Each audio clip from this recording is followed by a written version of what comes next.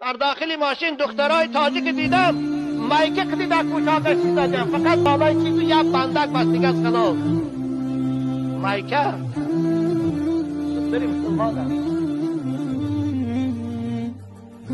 حالا همون زد اگر مرد وی با جنازه میتونه، حالا با همون اگر شوهر کند کدام ملای بی‌توفیق با وی نکاح هم میکند. حالا که نکاحی وی درست نیست، والله نکاحش درست نیست، وی کافر است. زیرا که پوشیدن بدن این فرض است. نص قطعی کلی ثابت می‌کند. قرآن میگه اعوذ بالله من الشیطان الرجیم ولیضربن بخمرهن علی جیوبهن. زن مسلمان باید روی ماده پوشه که بدنی و یا پیشی داری باید پوشن.